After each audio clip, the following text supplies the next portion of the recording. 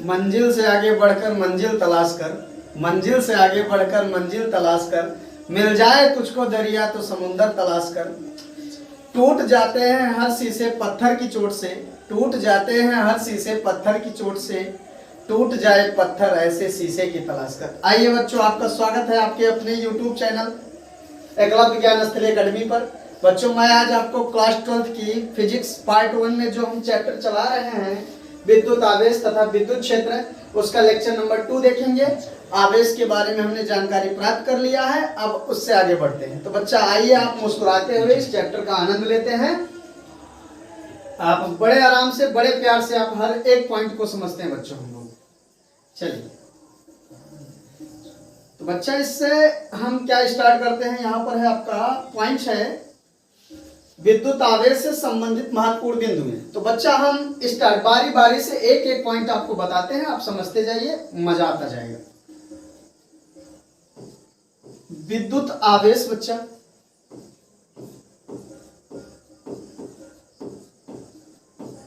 विद्युत आवेश एक अदिश राशि है। पहला पॉइंट बाबू लिख देते हैं, आराम से पढ़ते हैं, कोनो दिक्कत नहीं। विद्युत आवेश एक अदिश राशि है, अदिश राशि है। फिर बाबू विद्युत आवेश आपका धनात्मक भी हो सकता है, ऋणात्मक भी हो सकता है और शून्य भी हो सकता है। अगला पॉइंट लिखेंगे, विद्युत आवेश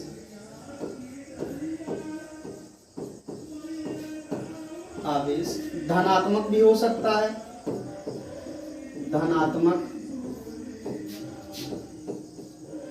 ऋणात्मक व शून्य, धनात्मक, ऋणात्मक व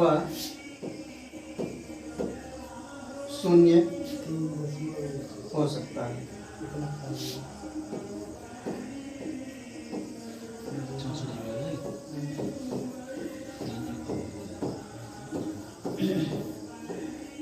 बहुत मजा आएगा बच्चों।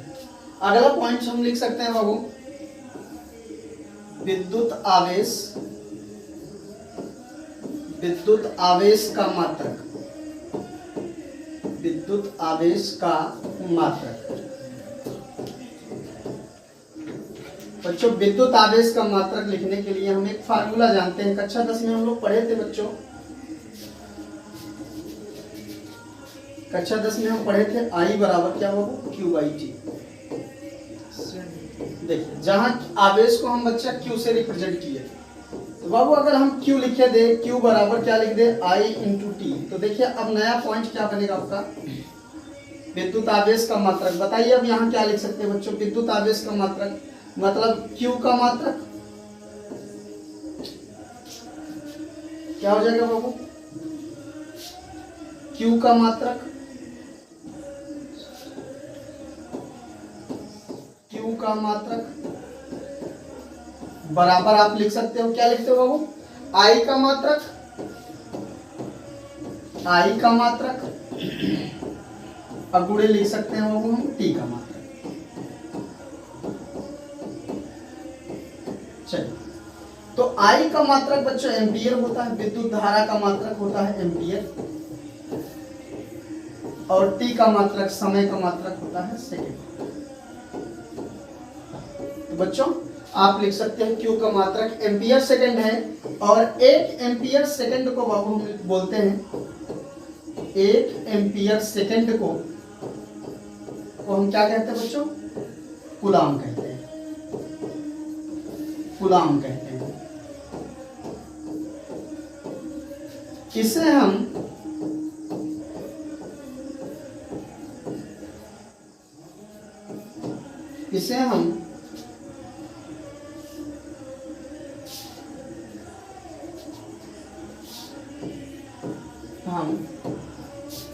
प्रायः C से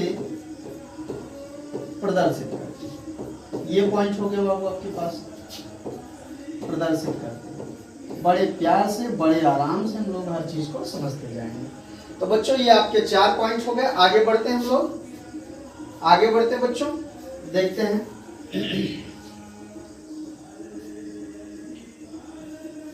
अगला पॉइंट देखिए, 5वां पॉइंट होगा बाबू, विद्युत आवेश, विद्युत आवेश का बीमी सूत्र। बीमी सूत्र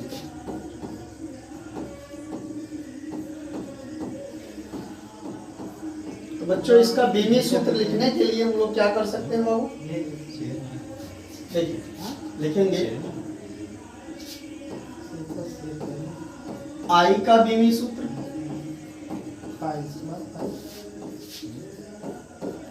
आई का बीमी सूत्र, अब गुड़े बच्चा टी का बीमी सूत्र, बीमी सूत्र। तो बच्चों आई का बीमी सूत्र हम जानते हैं, ए से लिखते हैं, और इसको क्या लिखते हैं? टी से लिखते हैं। और ओवरऑल बच्चों अगर लिखना चाहे, अच्छे से लिखना चाहे, प्यार से लिखना चाहे बाबू, m power 0, l power 0, a power 1, t power 1 होता है। उम्मीद करते एकदम क्लियर है। अगर बाबू मैं बीमा की बात कर रहा हूं आपसे, बीमा की बात करता हूं, तो बच्चों जो घात होता है, जो घात लगा है उसी को क्या बोलते हैं? बीमा। तो 0 0 1 1 इसकी बीमा, इसकी बीमा। ये हो गया बच्चों आपका विद्युत आवेश। अगला पॉइंट अगर लिखना चाहेंगे बच्चों, इसके बारे में लिख सकते हैं, आवेश का सीजीएस पद्धति में मात्रक, सीजीएस पद्धति में मात्रक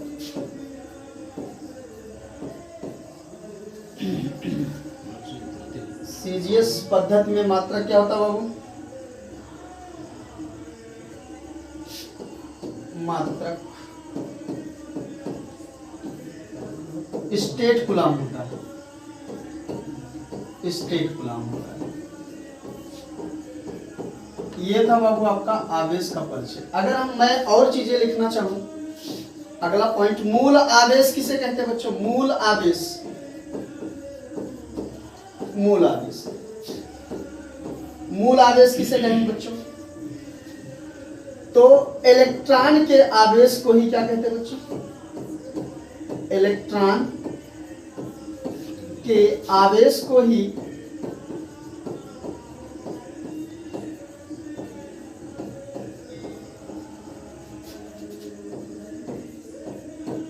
मूल आवेश कहते हैं। उम्मीद करते हैं बच्चों एकदम क्लियर हो रहा है सर। मूल आवेश कहते हैं। चलिए बाबू ये हो गया आपका मूल आवेश। चलिए अगला पॉइंट अगर बात करते हैं बच्चों, इलेक्ट्रॉनों के, इलेक्ट्रॉनों के मिलने से ही या स्थानांतरित होने से ही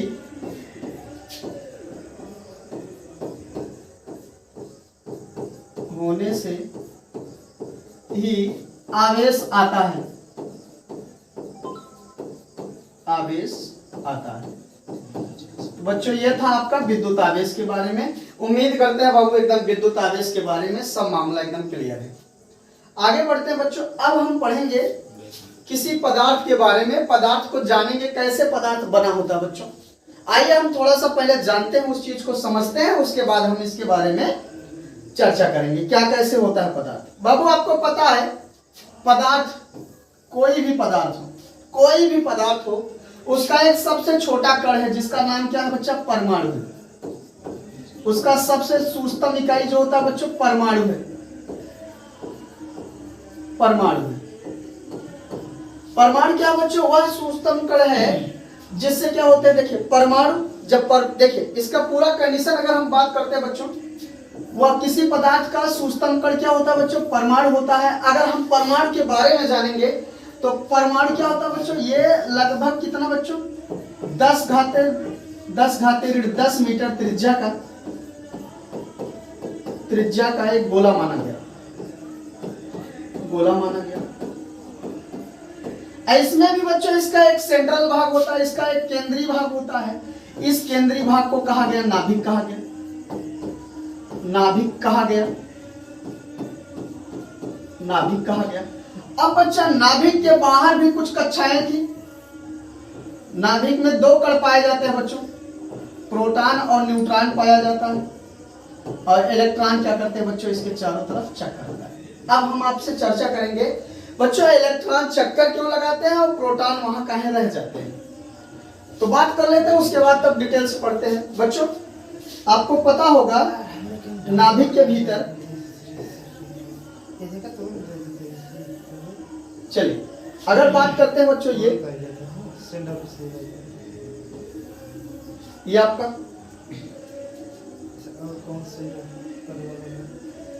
देखिए, इसमें बच्चा प्रोटॉन रह सकता है, इसमें प्रोटॉन न्यूट्रॉन रहते हैं नाभिक के भीतर, और इलेक्ट्रॉन क्या करते हैं बच्चों, नाभिक के बाहर वृत्ताकार कक्षाओं में क्या करते हैं, चक्कर लगाते हैं। एक चीज बच्चों बात करते हैं, इसमें जो ये न्यूट्रॉन होता है इस पर न्यूट्रल होता है, ये न्यूट्रल होता है, इससे किसी से मतलब नहीं है, न्यूट्रल होता है। बाबू अपने जिंदगी में चीज याद रखना, कभी भी रहो न्यूट्रल रहो, ना तो आपसे इलेक्ट्रॉन से मतलब होगा, ना तो आपको पॉजिट्रॉन से मतलब होगा, ना तो हम प्रोटॉन से मतलब है। अपनी जिंदगी मस्त रहो बच्चों। प्रोटॉन हो गया, ये न्यूट्रल होता है बाबू, और ये प्रोटॉन क्या होता है, प्रोटॉन पे क्या होता है, धनावेश होता है, पॉजिटिव चार्ज होता है, और इलेक्ट्रॉन क्या करते हैं बच्चों, देखिए प्रोटॉन के पास रह सकता है, प्रोटॉन न्यूट्रॉन के पास रह सकता है, लेकिन बाबू इलेक्ट्रॉन कभी प्रोटॉन के पास नहीं रह सकता। ये क्या करेगा बच्चा, जब रह नहीं सकता तो इसके चारों तरफ क्या करेगा बच्चा, गोल गोल घूमेगा, इसी के इंतजार में मस्त रहेगा, मिलेगा, लेकिन बच्चा ये मिलने का चांस नहीं है, क्योंकि बाबू प्रोटॉन जो है, प्रोटॉन को बांध के रखा, प्रोटॉन को न्यूट्रॉन प्रोटॉन से बंधा हुआ है, तो एक बल काम करता है, उस बल का नाम क्या है बच्चों, न्यूक्लियर फोर्स, जिसको बोलते हैं हम लोग नाभिकीय बल, न्यूक्लियर फोर्स। अगर ये फोर्स ना होता बच्चा, ये फोर्स ना होता तो बताओ क्या होता, अगर ये फोर्स ना होता तो बच्चों क्या होता, वो सोचो, सोच के बताओ हमको, मैं आपको बताता हूं क्या होता बच्चों, क्या होता। देखिए आप जानते हो बच्चों, अब तो पता चल गया, इलेक्ट्रॉन प्रोटॉन न्यूट्रॉन से क्या बना बच्चों, परमाणु जब मिलते हैं बच्चों क्या बनाते हैं, अणु मिलते हैं बच्चों, तत्व बनाते हैं, तत्वों से यौगिक या मिश्रण, उसके बाद बच्चा एक पदार्थ का निर्माण हो जाता है, पदार्थ से वस्तुओं का निर्माण हो जाता है।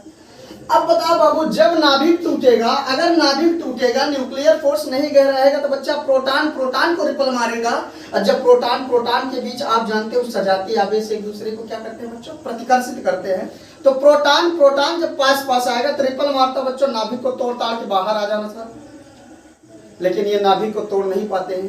क्यों नहीं तोड़ पाते, क्योंकि नाभिक के भीतर उनसे भी कई गुना उनका बाप बैठा है, वो इलेक्ट्रॉन, वो नाभिकीय बल है, वो नाभिकीय बल क्या करता है, उनको पकड़ के रखता है, कहाँ जा रहे हो, चलो इधर आओ, तो बच्चा उसको जाने नहीं देता, इसलिए नाभिक नहीं टूटता। क्योंकि दुनिया का सबसे मजबूत बल कौन सा बाबू, दुनिया का सबसे मजबूत बल, दुनिया का सबसे मजबूत बल ही क्या है आपका, मजबूत बल नाभिकीय बल है, और कौन सा है, न्यूक्लियर फोर्स है। इसलिए बच्चा, इसलिए नाभिक नहीं टूटता। जब नाभिक नहीं टूटेगा तो बच्चा परमाणु में कोई दिक्कत नहीं है, नाभिक टूटेगा तो परमाणु टूटेगा, परमाणु टूटेगा तो यौगिक तत्व टूटेगा, अणुओं से बच्चा तत्व यौगिक सब टूट जाएंगे, एक समय आएगा हमको कुछ चीज दिखाई नहीं देगी। अर्थात बच्चों हम कह सकते हैं ये संभव नहीं है। दुनिया का सबसे मजबूत बल अगर आपसे बात किया जाए तो वो क्या है, न्यूक्लियर फोर्स। ये था आपका पूरा कॉन्सेप्ट बाबू। अब हम आराम से, बड़े आराम से इस चीज को हम समझते हैं। देखिए आप इसको रफली लीजिएगा, बाकी बात करते हैं बच्चों।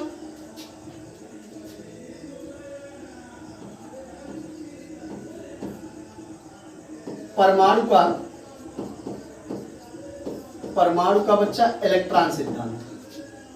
देखिए क्या समझते हैं इसमें, टॉपिक ये उसमें पर रफली था आपका। परमाणु का इलेक्ट्रॉन सिद्धांत। सिर्फ बाबू हम लेक्चर देंगे इस पर, इलेक्ट्रॉन सिद्धांत। आप समझ गए हैं सारे कॉन्सेप्ट। चलिए बच्चों याद रखिएगा, प्रत्येक पदार्थ जो होते हैं छोटे छोटे कणों से मिलकर बने होते हैं, जिन्हें हम क्या कहते हैं, परमाणु कहते हैं। परमाणु बच्चों ये क्या होता है, किसी भी पदार्थ के भीतर उसका सबसे छोटा कण होता है। इसकी त्रिज्या लगभग बच्चों 10⁻10 मीटर की होती है। इतना क्लियर हो गया मामला। अब बच्चा परमाणु के भीतर भी एक क्या होता है, एक सेंट्रल भाग होता है। उस सेंट्रल भाग को हम कहते हैं नाभिक कहते हैं। और नाभिक की जो त्रिज्या होती है बच्चों लगभग 10⁻15 मीटर होती है, जिसको बोलते हैं 1 फर्मी। ये कॉन्सेप्ट क्लियर। अब बच्चों नाभिक के अंदर क्या कार्यक्रम होता है, नाभिक के भीतर 2 कण पाए जाते हैं, प्रोटॉन और न्यूट्रॉन होता है। और नाभिक के बाहर जो वृत्ताकार कक्षाएं होती है बाबू, उन कक्षाओं में इलेक्ट्रॉन क्या करते हैं, चक्कर लगाते हैं। इस प्रकार बच्चों परमाणु का पूरा स्ट्रक्चर हो गया। उम्मीद करते हैं एकदम क्लियर है। अब बात करते हैं बच्चों, इलेक्ट्रॉन क्या करता है, नाभिक के चारों ओर चक्कर लगाता है, प्रोटॉन अंदर होता है। प्रोटॉन को प्रोटॉन से बांध के रखने वाला बल कौन सा है बच्चों, न्यूक्लियर बल। क्या प्रोटॉन प्रोटॉन के बीच प्रतिकर्षण बल नहीं होगा? सर जी आपने पढ़ाया था, क्या पढ़ाया था, सजातीय आवेश एक दूसरे को क्या करते हैं, प्रतिकर्षित करते हैं। और विजातीय आवेश एक दूसरे को क्या करते हैं, आकर्षित करते हैं। इस बेस्ड बच्चा आप कहोगे इस बेस्ड सर जी तो ये तो पॉजिटिव था, प्रोटॉन पहला प्रोटॉन भी पॉजिटिव था, दूसरा प्रोटॉन भी पॉजिटिव था, और दोनों क्या कर जाते हैं, एक दूसरे को रिपल कर जाते हैं। लेकिन बच्चा रिपल करने के बावजूद भी इनको पकड़ के रख लिया है कौन सा बल, नाभिकीय बल। तो उम्मीद करते हैं बच्चों याद रखिएगा, कभी नाभिक टूटने का कोई संभावना नहीं है। हाँ नाभिकीय विखंडन भी होता है, नाभिकीय संलयन होता है, तो बच्चा उसके लिए रासायनिक अपक्रियाएं हैं, वो हम पढ़ेंगे सेकंड चैप्टर में पढ़ेंगे। चलिए बच्चों बात करते हैं हम इलेक्ट्रॉन सिद्धांत का। उम्मीद करते हैं क्लियर हो गया बच्चों। याद रखिएगा इसके कुछ कॉन्सेप्ट हैं, मैं चित्र बना देता हूं, बाकी आपको मैं समझा दिया हूं कैसे क्या होता है। ये हो गया बाबू परमाणु। परमाणु आइए, परमाणु का क्या है बच्चों, नाभिकीय भाग है, न्यूक्लियर है, जिसमें क्या पाए जाते हैं, प्रोटॉन और न्यूट्रॉन। और मान लो बच्चों ये वृत्ताकार क्या है, वृत्ताकार क्या है बाबू, कक्षाएं हैं, जिनमें क्या करते हैं बच्चों, इलेक्ट्रॉन्स क्या करते हैं, चक्कर लगाते हैं। इलेक्ट्रॉन्स क्या करते हैं बच्चों, मान लो चक्कर लगाते हैं। ये मत कहना कि इलेक्ट्रॉन कम ज्यादा कर दिए, सिर्फ समझा रहे हैं। ये बच्चा पूरा स्ट्रक्चर हो गया। इलेक्ट्रॉन्स हैं, इनको कहते हैं इलेक्ट्रॉन्स, इलेक्ट्रॉन। ये n क्या है बच्चों, न्यूट्रॉन, न्यूट्रॉन है। p क्या है, प्रोटॉन। चलिए इन कणों के बारे में भी थोड़ा सा हम जानकारी ले लेते हैं। इन कणों के बारे में भी हम क्या लेते हैं बच्चों, जानकारी। याद रखिएगा बच्चों, नोट करके लिख देते हैं मेन पॉइंट में। इलेक्ट्रॉन को हल्का कण कहते हैं, इलेक्ट्रॉन को हल्का कण कहते हैं, हल्का कण कहते हैं।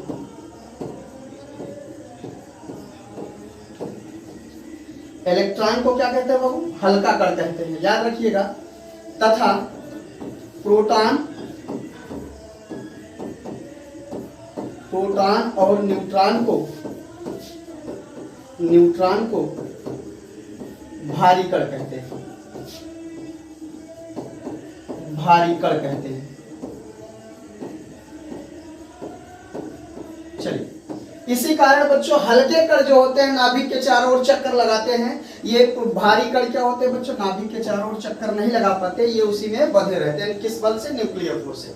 चलिए बात करते हैं बच्चों अगला पॉइंट, अगर इसी में लिखेंगे, एक वस्तु से दूसरे वस्तु में प्रोटॉनों का स्थानांतरण होता है कि इलेक्ट्रॉनों का स्थानांतरण होता है। बाबू आप याद रखिएगा, जब भी जितना भी कांड होता है, जो भी कांड करवाता है, इलेक्ट्रॉन जाएगा इलेक्ट्रॉन आएगा। तो बच्चों जो भी जाएगा इलेक्ट्रॉन ही जाएगा, प्रोटॉन जाने का कोई चांस नहीं है, क्योंकि प्रोटॉन क्या है, नाभिक के भीतर है, वो मजबूत बल से बंधा हुआ, वो निकल नहीं सकता। तो बच्चों इलेक्ट्रॉनों के आप कह सकते हैं स्थानांतरण में, ऐसे बताएंगे आप, स्थानांतरण में या कह दो केवल इलेक्ट्रॉनों का ही स्थानांतरण होता है, केवल इलेक्ट्रॉनों का ही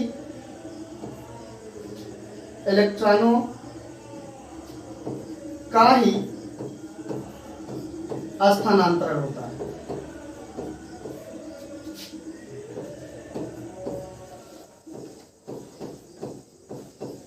और एक पॉइंट बच्चा, किसी भी परमाणु में, याद रखिएगा, किसी भी परमाणु में प्रोटॉनों की संख्या,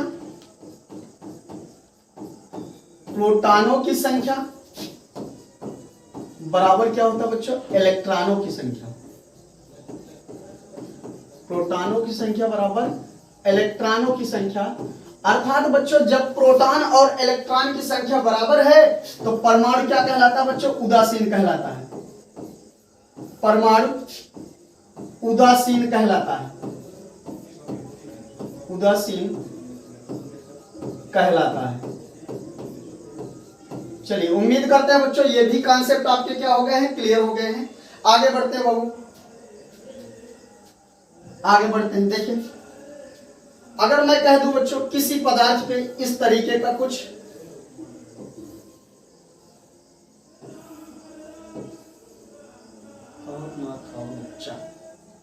अगर मैं कह दूं बच्चों यहां पर इलेक्ट्रॉनों की संख्या, क्या हो रहा है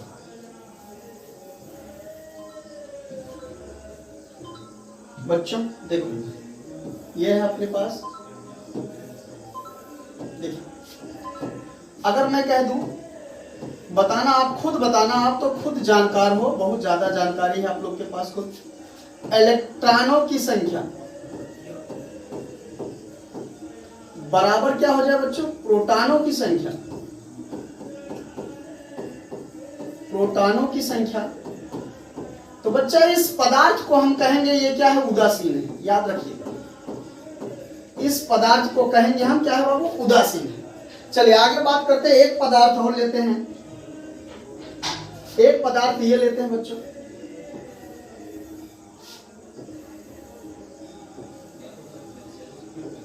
देखिए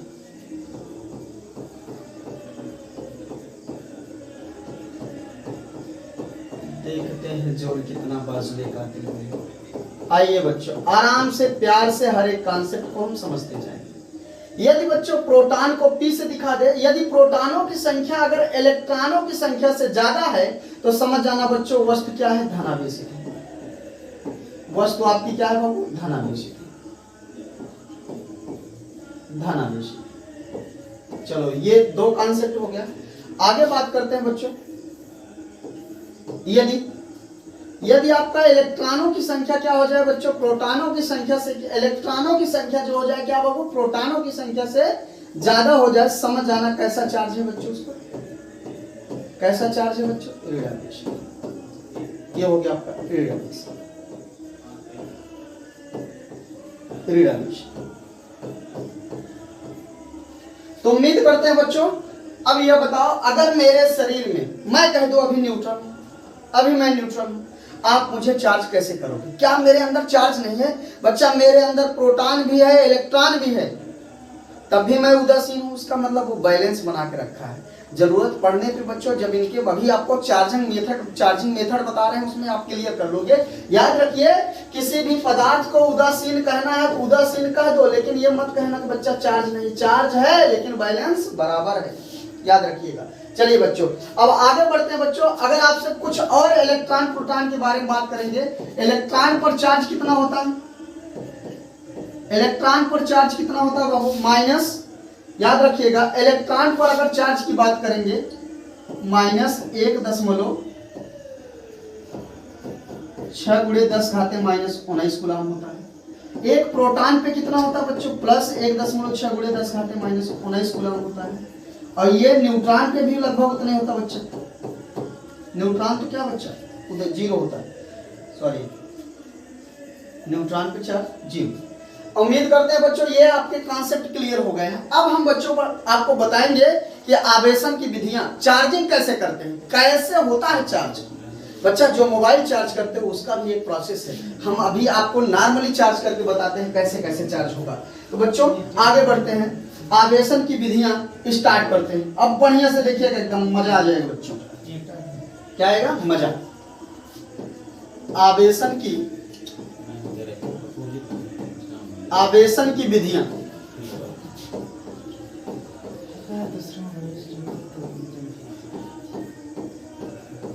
बच्चों मेथड्स ऑफ चार्जिंग। अंग्रेजी ध्यान देना, मैं बहुत हाई क्वालिटी का अंग्रेजी है मेरा। सिर्फ कृपया मेरे शब्दों पर ध्यान दें, अंग्रेजी ध्यान ना दें क्योंकि अंतरराष्ट्रीय है। चलिए बच्चों, आवेशन की बाबू 3 विधियां हैं अपने पास। आवेशन की कितनी विधियां हैं? 3 विधियां हम आपको बताते हैं और सिखाते भी हैं बच्चों। घर्षण विधि,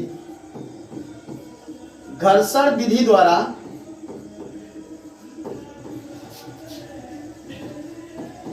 विधि द्वारा आवेशन।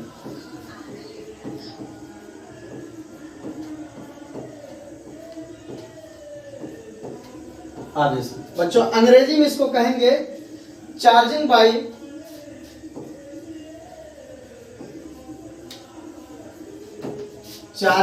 Friction method. Friction method. चलिए बच्चा, दूसरा पॉइंट है आपका, दूसरा है चालन विधि से। चालन विधि से आवेशन।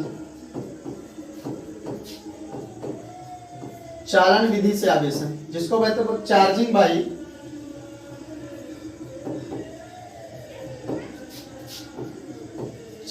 बाई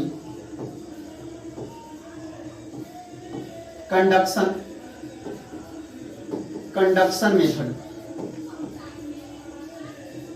तीसरा है बाबू आपका, तीसरा है आपके पास प्रेरण विधि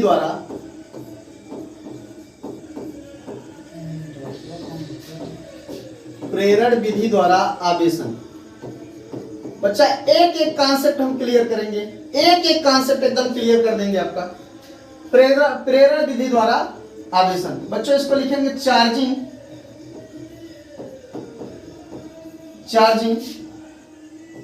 बाई इंडक्शन मेथड।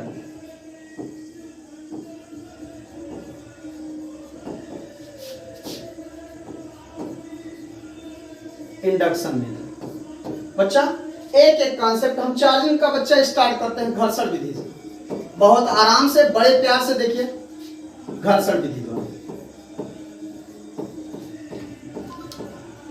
बच्चा इस विधि में जब हम दो वस्तुओं को लाते हैं, दो वस्तुओं को लाकर बच्चों आपस में उनमें हम घर्षण कराते हैं, तो बच्चों घर्षण के दौरान वो उष्मा पा जाते हैं, एनर्जी पा जाते हैं, और एनर्जी पाने के कारण बच्चों वो अपनी बाह्य कक्षा के इलेक्ट्रॉन छोड़ देते हैं, अपनी कक्षा को छोड़ देते हैं। वो कक्षा छोड़ के जिसमें चले जाते हैं बच्चों, जिसमें गए वो आप मान लो ये देखिए, जैसे हमने क्या किया बच्चा, एक पदार्थ ये है, आपको पता है बाबू दोनों में चार्ज है, पॉजिटिव भी है निगेटिव भी है। सॉरी पॉजिटिव आप जानते हो ये उदासीन है, नॉर्मल अवस्था में है तो उदासीन है। अब देखिए बात करते हैं बच्चों, आप किसी भी पदार्थ की बात करोगे उसके बाह्य कोश में इलेक्ट्रॉन होते हैं कि नहीं होते? आप कहोगे बिल्कुल होते हैं सर। जब हम बच्चों उसको रगड़ते हैं तो रगड़ने के बाद जो ऊर्जा खर्च होती है वही ऊर्जा ये बाह्य कोश के इलेक्ट्रॉन पा जाते हैं। और जब बाह्य कोश के इलेक्ट्रॉन पा जाते हैं बच्चों, अब इनसे अपनी कक्षा में रहा नहीं जाता, ये क्या करते हैं बच्चों, कूद जाते हैं। क्या करते हैं? उस पदार्थ में कूद जाते हैं, मतलब जहां से घर्षण हुआ बच्चों उनमें स्थानांतरित हो गए। अब बच्चा जिनसे इलेक्ट्रॉन निकल के जाता है उसके ऊपर तो पॉजिटिव चार्ज, और जिसमें चला जाता है उसके ऊपर बच्चा निगेटिव चार्ज। इसका मतलब बच्चों घर्षण विधि में दो वस्तुओं को जब आप रगड़ोगे तो उनमें आपस में क्या होता है, इलेक्ट्रॉनों का स्थानांतरण हो जाता है। एक वस्तु पर धनात्मक आवेश आता है, दूसरी वस्तु पर क्या आता है, ऋणात्मक आवेश आता है। ये पॉइंट एकदम क्लियर होगा बाबू। देखिए तो जो चीजें हम बोल दे रहे हैं बाबू लिख लीजिएगा, हम लिखेंगे नहीं इसको, हम सिर्फ चित्र बना दे रहे हैं, बाकी कॉन्सेप्ट आप एकदम समझिएगा अच्छे से। कॉन्सेप्ट हम समझा रहे हैं। चलिए तो बच्चों याद रखिएगा, अपने पास मान लो दो वस्तुएं हैं, चलो ये देखो दो वस्तुएं हैं, ये वस्तु ए है, दूसरी वस्तु बच्चा बी। दोनों चार्ज नहीं, दोनों चार्ज नहीं बच्चों। रगड़ने के बाद जब इनको रगड़ दिया, रगड़ने के बाद रगड़ने के बाद क्या होगा बच्चों, जब इनको रगड़ेंगे तो रगड़ने के दौरान देखिए ऐसे ऐसे करिए घर्षण उत्पन्न होता है। जब घर्षण उत्पन्न होता है बच्चों, घर्षण के कारण ऊष्मा उत्पन्न होती है, वो ऊष्मा एनर्जी के रूप में कन्वर्ट होती है और ये बाह्य कोश के इलेक्ट्रॉन उस ऊर्जा को प्राप्त करते हैं। जब उस ऊर्जा को प्राप्त कर लेते हैं बच्चों, तो ये अपनी कक्षाओं को क्या करते हैं, छोड़ देते हैं। तो बच्चों इलेक्ट्रॉनों का क्या हो जाता है, स्थानांतरण। अब बताओ रगड़ने के बाद अगर मान लो ए वाले पे, अगर बच्चा ए वाला क्या है, ए वाला जिसमें इलेक्ट्रॉनों की संख्या क्या थी, जैसे हमने आपको सोडियम में बताया था बाह्य कोश में एक इलेक्ट्रॉन है तो वो ज्यादा देने के लिए तैयार था, उत्तेजित अवस्था में आ गया था बच्चा। अगर ए ने दे दिया है, अगर ए ने दिया है तो बच्चा ए पे कैसा चार्ज आएगा, पॉजिटिव चार्ज आ गया होगा, मतलब ये पूरी तरह बच्चों आपका पॉजिटिव हो गई है।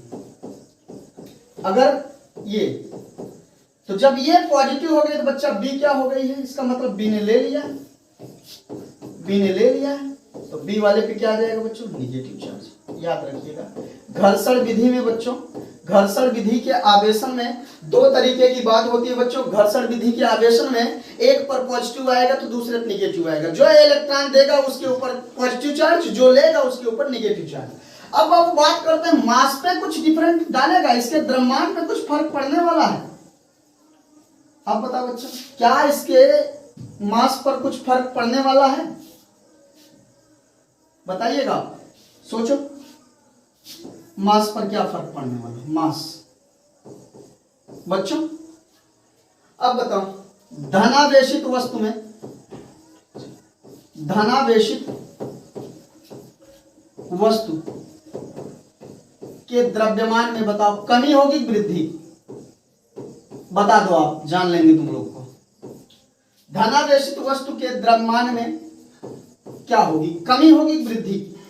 बाबू आप कहोगे अरे सर जी मैं पकड़ लिया पकड़ लिया, जब इलेक्ट्रॉन कूद के चला गया है, आफ्टर कूदम कूदी, क्या बच्चों, आफ्टर कूदम कूदी, जब इलेक्ट्रॉन कूद के चला गया है तो अपना द्रव्यमान भी तो लेके गया होगा, तो वो द्रव्यमान वो रख के गया है। आप कहोगे द्रव्यमान लेके गया बच्चा, धनावेशित वस्तु के द्रव्यमान में क्या आ जाएगी, कमी। धनावेशित वस्तु के द्रव्यमान में क्या आएगी, कमी। और ऋणावेशित वस्तु के, ऋणावेशित वस्तु के द्रव्यमान में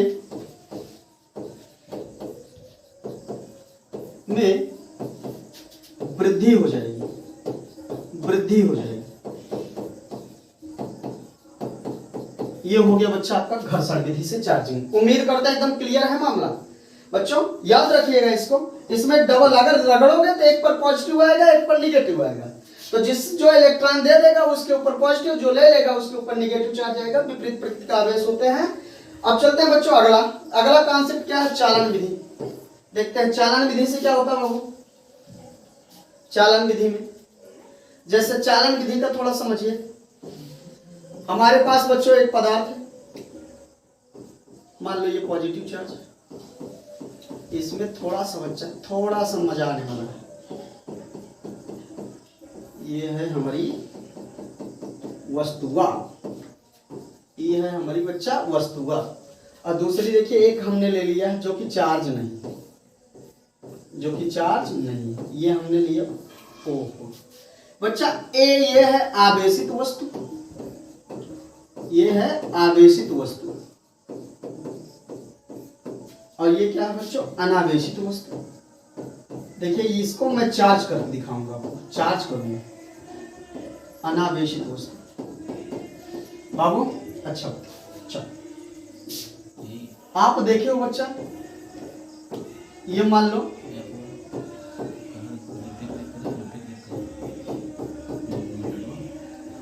बाबू ये गौरव द्विवेदी, ये है गौरव द्विवेदी। ये बाबू कोई बोर्ड बना रहे हैं, क्या बना रहे हैं, कोई बोर्ड, बिजली का कोई बोर्ड बना रहे हैं। अब बच्चा ये बना रहे हैं, कोनो दिक्कत नहीं है, इनको प्यास लग गई, अपने पुत्र से कहते हैं पुत्र एक गिलास पानी लाओ। इनका पुत्र देखिए एक गिलास पानी लाइए, गौरव पुत्र। बच्चा जब गौरव का पुत्र पानी लेके आता है, ये तो बच्चा बोर्ड बनाते समय ये सतर्क है कि किसी तरह का कोई करंट वरेंट ना लगे, और चप्पल उप्पल पहन के एकदम मस्त गौरव द्विवेदी बना रहे हैं उसको। अब क्या होता है बच्चा, बेटा लेके आया पानी, बेटा लेके आया पानी। अब देखिए क्या होता है, अब गौरव का दिक्कत बच्चा क्या हुआ, थोड़ा सा कहीं तार जो है टच कर गए गौरव। जब तार टच गए तो उस दौरान बच्चा इनका बेटा भी आ गया। बेटा कहा पापा पानी पी लो, पानी पी लो। अब बच्चा पानी पिलाने के चक्कर में बेटे का कनेक्शन हो गया बाप से। क्या हो गया बच्चों, बेटे का कनेक्शन क्या हो गया बच्चों, बाप से हो गया। अब देखिए क्या बनता है, अब क्या हुआ बच्चों, अगर गौरव जब तार को पकड़े हैं, तार को पकड़ने के बाद मान लो इनके ऊपर पॉजिटिव चार्ज है, तो बच्चा तुरंत ही इनके शरीर में, इनके पुत्र के शरीर में भी कैसा चार्ज फ्लो हो जाएगा, पॉजिटिव। तो बच्चा यही विधि आपकी क्या कहलाती है बच्चों, चालन विधि। चालन विधि में सेम चार्ज आता है, चालन विधि में सेम चार्ज आता है। उम्मीद करते हैं बच्चों अब क्लियर है। अगर मान लो इनके ऊपर ऋण चार्ज आया होता तो बच्चा इनके ऊपर भी क्या आता है, ऋण चार्ज। इनके ऊपर धन चार्ज है तो धन चार्ज। अब चालन विधि में हमने आपको समझा दिया। चालन विधि देखिए आराम से परिभाषा समझिए। जब कोई एक आवेशित वस्तु, एक वस्तु चार्ज हो, दूसरी क्या हो, अनचार्ज हो। जब अनचार्ज बॉडी को हम चार्ज वाली बॉडी के संपर्क में लाते हैं तो बच्चा चार्ज वाली बॉडी पे जो चार्ज रहता है वो अनचार्ज वाली बॉडी पे चली जाती है। इस प्रकार बच्चों ये कौन सी विधि से, वो दूसरी अनचार्ज बॉडी भी चार्ज हो गई, जिसको कहते हैं हम लोग चालन विधि। अब बच्चा अगला पॉइंट करते हैं हम लोग कौन सा, प्रेरण विधि में। ये तो बहुत खतरनाक है बाबू, तो बिना छुए और बिना टच किए ही काम तमाम कर देता है। प्रेरण विधि से इसमें क्या करते हैं बच्चों, आवेशन की वह विधि, परिभाषा सुनिए बाबू, आवेशन की वह विधि जिसमें हम एक आवेशित वस्तु के पास एक अनावेशित वस्तु को लाएं, पास लाएं, सटाएं ना, पास लाएं। तो बच्चों प्रेरण के द्वारा आवेशित वस्तु के निकट वाले पृष्ठ पे, दूसरे वाले पृष्ठ पे, ध्यान से देखिएगा। अब जैसे अपने पास क्या है, ये हमने कहा बच्चा चार्ज है, ये अपने पास क्या है, ये एक वस्तु है अपने पास, ये पूरी तरह चार्ज है, इसके पॉजिटिव चार्ज है। देखिए और दूसरी वस्तु क्या है बच्चों, ये चार्ज नहीं है, ये वस्तु बी है, ये आवेशित है, ये आवेशित है बाबू। चित्र वन मान लो, ये क्या है आपका अनावेशित है। ध्यान से समझिएगा, कभी जिंदगी भर नहीं भूलोगे। 12 बजे रात को कोई उठा के पूछेगा ना तब भी तुम बताओगे, बस ध्यान से देखना। ये क्या है बच्चों, अनावेशित है, अनावेशित। अब देखिए इसका कार्यक्रम मैं आपको समझाता हूं बच्चों। एक चार्ज है, एक क्या है, अनचार्ज है। जब मैं चार्ज वाली बॉडी के करीब, जो चार्ज वाली बॉडी है इसके करीब मैं अनचार्ज बॉडी को लाता हूं, देखिए क्या होता है। टच कराया नहीं हूं, टच नहीं कराया हूं, दूर रखा हूं। अब देखिए बच्चों, आपको तो पता है, आपको पता है बच्चों कि कोई भी परमाणु हो उसके ऊपर ऋण और धन दोनों चार्ज होते हैं। सही बात आपने कहा। अभी इसके पहले हमने बताया था उदासीन वाला मामला बच्चा, ये पॉजिटिव चार्ज है। हमने आपको बताया था कोई भी वस्तु हो न्यूट्रल अवस्था में होता है, लेकिन उसमें इलेक्ट्रॉन भी होता है बच्चा और प्रोटॉन भी होता है।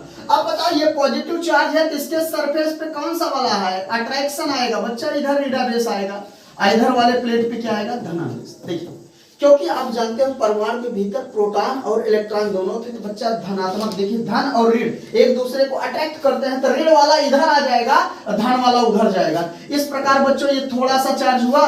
बाद में हमने क्या किया बच्चों, बाद में इसी टॉपिक को देखिए, इस वाले पार्ट को हमने क्या किया, अर्थिंग कर दिया।